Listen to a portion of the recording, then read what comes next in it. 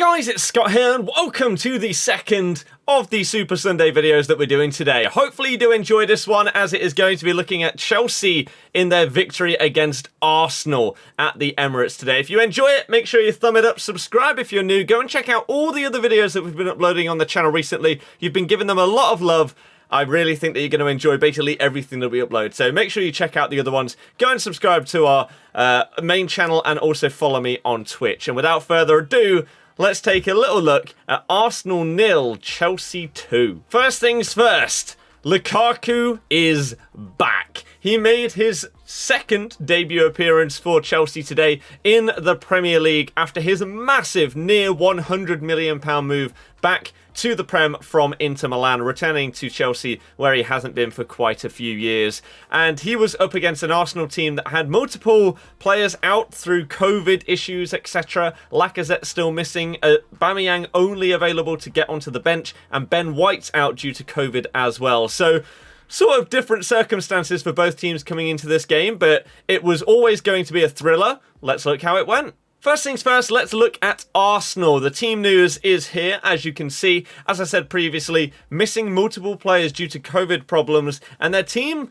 just not really looking that inspiring. Their defence, massively lacklustre compared to some of the solid Arsenal backlines that we've seen over the years in the Premier League, through like the Wenger era, and even closer to modern day. It's just a shambles compared to what it could be, really. And in the game, it didn't really perform that well. Obviously, against someone like Lukaku, you're going to struggle even if you've got great players. But if you've got sort of average-ish players, it's not going to go too well, really. So that wasn't great. Their midfield, it's just, again, lacking something. Maybe if they have Ødegaard, who was not ready to play for this game after his recent signing, and maybe if they have Thomas Partey in the team, they'd have a bit more of a balanced midfield and it would look a bit more solid as a unit and more cohesive as a team.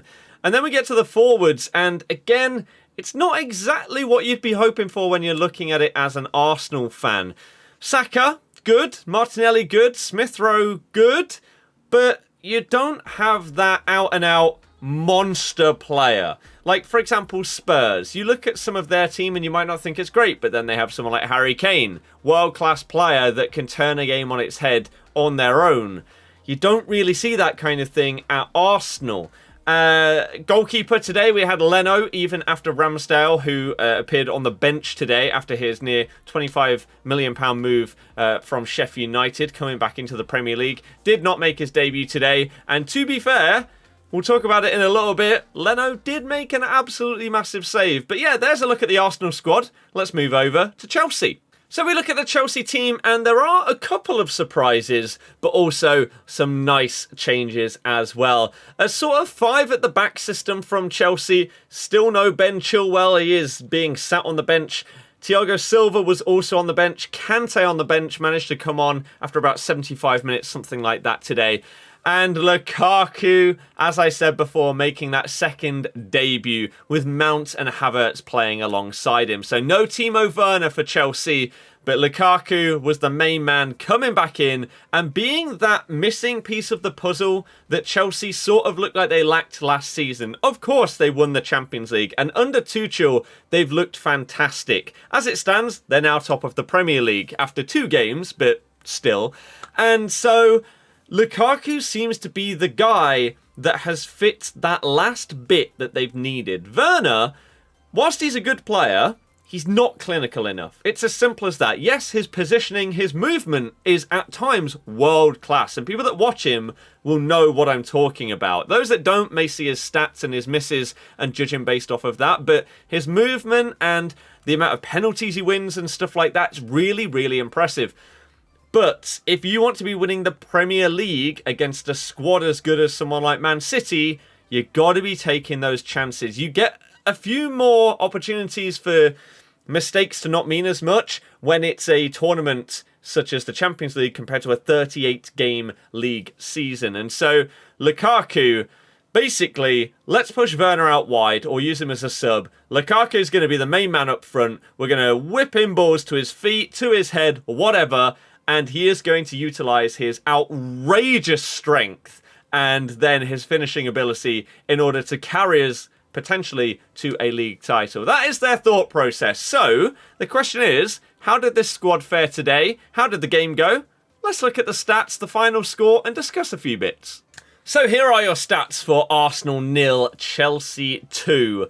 As you can see, the shots, possession, basically everything in Chelsea's favour massively. And that pretty much summed up the game. It's not always the case that stats fully reflect what happened on the pitch. They may sort of be like a little bit disingenuous for how the performance actually went, but no, not today. Chelsea always looked like they were winning this game from the start to the very end.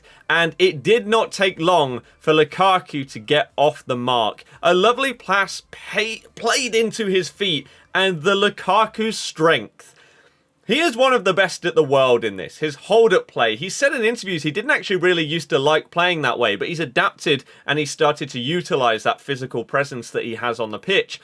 Played into his feet, lovely holding off of the defender, just get off me, basically. Lays it off, the ball gets played out wide to James on the right-hand side. Lukaku makes a lovely movement into the middle of the box. Cross comes in, perfect little tap-in for Lukaku. A lot of people that, again, may only see the end of the goal, may not think that it really took that much, but to utilise your physicality, your movement, and your finishing all in one goal shows exactly why Chelsea have paid so much for their new main man, the talisman up front in Lukaku. We keep it going, and Reece James managed to get on the score sheet for a second goal of this game. Nice little finish on the right-hand side with, I believe it was a Mason Mount assist. And again, just Arsenal's defence was just all over the place. Chelsea played a 5 at the back, Arsenal did not.